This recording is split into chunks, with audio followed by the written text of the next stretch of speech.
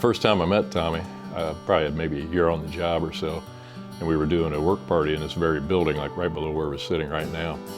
So we got here on the St. Clair Street side and pried open the back doors of it, and it was above head high and just garbage and debris and trash. It was falling down, literally falling down. And I remember looking at that thinking, this is insane. I said, Tommy, I said, why don't we just tear this thing down and build a new building that looks old? And he looks at me and says, Alan, it's gonna be great. I said, this guy's crazy. This guy's out of his mind. I've worked with numerous people that have stood out that I've learned so much from over my years, but the one person that stands out above the rest is Tom Hanify, our state president. I've known Tom for many, many years. I've worked side by side with him for the last 7, 8 years. A few years back, as a first-time candidate for any public office, I had a lot to learn, and one of the most important subjects I needed to learn about was firefighting, and no one taught me more than Tom Hanify. He's a visionary. I mean, just the qualities, his intenseness, his focus, his passion. I mean, he's probably the most passionate human being I've ever met in my life. He is Tom Hanify. There's only one of them, and you get what you get with Tom. But you talk about a person who's impactful. One of the people who was always there. Every meeting, whether it was legislative session or whether it was summer study committee, was Tom Hanify. He's got generations of people at that State House and have worked in those halls, whether it's lobbyists, legislators, interns, staffers, down to the security guys. Like, they all know Tom. Everybody. You can't walk around outside of the State House and not run into somebody that doesn't go, oh, you know Hanify. Hanify does great work for you guys. You guys should be proud, and there's no one that works as hard as Tom. I know Tom Hanify, the man. He's a great guy. He's a great friend. He's just somebody you want to be around. He's fun. And then at the same time, when it's time to be professional and when it's time to get the work done, he knows how to do it. Over the years, I've gotten to be pretty good friends with Tom, working together, hanging out together, having a beer together. He even made me go to fire ops training one year. The best attribute that I can give Tom Hanify is that he has wisdom. He understands.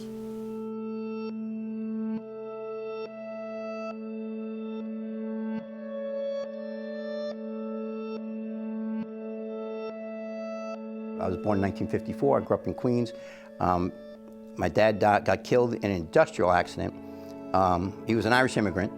His friend, Tommy Humphrey was his name, got him a job in a factory where he worked in the boiler room. In fact, I remember when I was a very little kid on Sunday after church, he would go down and check the boiler, make sure it was running, because that's what I guess ran the factory. It was down in Jamaica, Queens. So when I was 5 years old, the boiler blew up and he burnt to death. Well, his passion comes from losing his father in an industrial accident. So when he got onto the fire department and realized the dangers of this job, and that's the thing that kind of stokes his fire, is to get him going. My mom was tired all the time, but she's a good mom, wonderful woman. Marguerite O'Rourke was her maiden name. She had to raise 4, as I like to describe us, 4 rotten children by herself. And I was the rottenest. And that's hard. You know, that's hard in an environment when you leave for work at 7 in the morning, you don't get home until 6:30, 30, and then you still gotta make sure everybody things function in a household.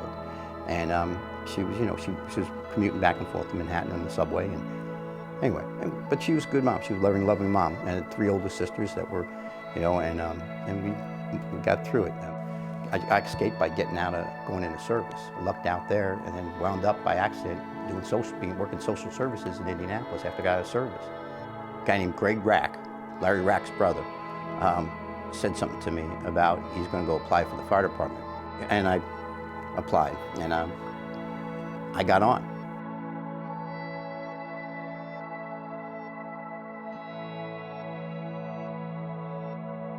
The old Union Hall was at 3701 West 10th Street. It was 300 square foot dedicated to a local union office, and about 3,000 square feet dedicated to beer. And that's what it was like. And I was new. I mean, I didn't have a year on. And they were talking about politics. So I stood up, made some comments on politics, you know, and of course sit down, kid, get some time on the job. That was what the hoots came. I didn't care it, you know. So afterwards, Dave Bruner came up to me and said, kid, you know, you've got an opinion. You need to get involved in this union. So I don't know, some reason or another, I said, yeah, I ran for trustee, and was a trustee for about 5 years. Then I was the treasurer for about 5 years, and then I was the president of the local for 10 years, and that's how I got started. And obviously, I loved it. You can make such a difference in our members' lives, but just by representing, make sure they're treated fair. Fighting for them if you need to, coaching them when you need to, and it's a tremendous opportunity to do that. And it was a real privilege to do that for 10 years. And then, like, for the last 20 years, I've been the state union president. So that's my 40-year career. He brings things that make sense. He brings things that are absolutely necessary to that mission of making better lives for our members and their families. And I think that any elected person or decision maker really appreciates the manner by which Tom approaches that, and they're more likely to say yes because of his approach. And that's Tommy's role. He gets in there and explains it to them better than anybody can. He likes to play that game. He likes to be inside that world where most of us do not. But when he goes in there, it's not about Tom, it's about us. If you don't know your product well, you're not going to sell it. Nobody's going to buy from you if you don't know your product. Tom Hanify knows his product before he gets to the State House. I tell him, I got the best product. I represent heroes. And everybody says, yeah, you do. Everybody loves a fireman. Well, there's a reason for that. Even though we have a well-funded pension, well-funded and well-managed, as I tell the legislators, as they tell me, they're the fiduciaries. And I said, that's great. You are the fiduciary by law. But it's my members' money we're talking about. We're partners in this.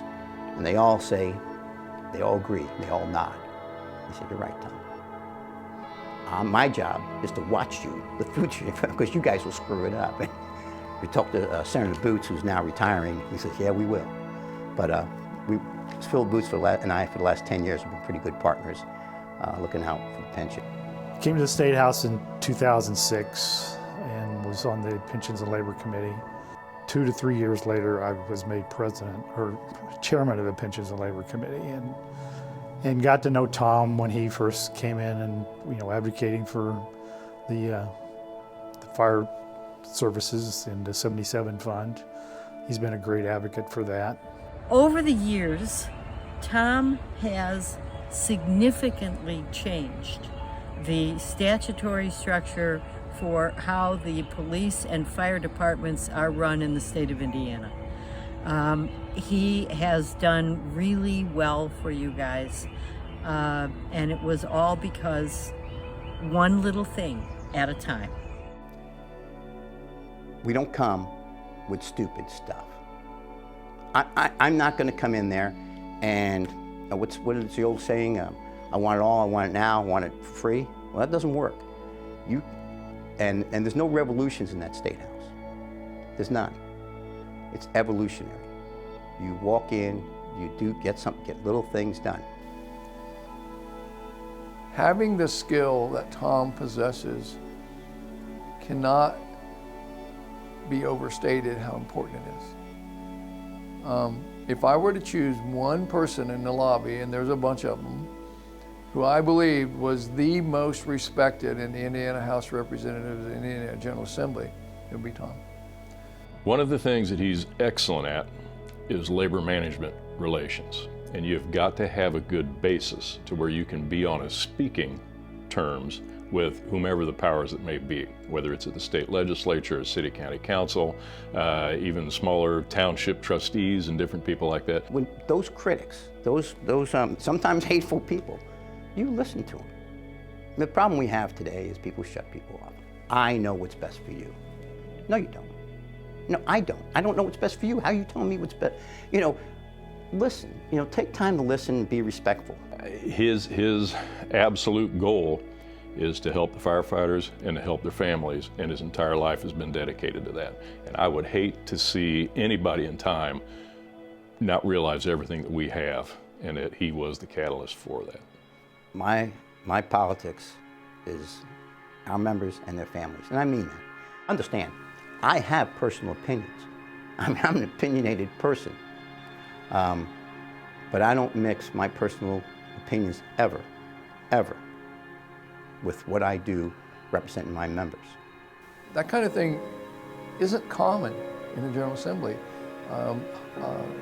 Having that kind of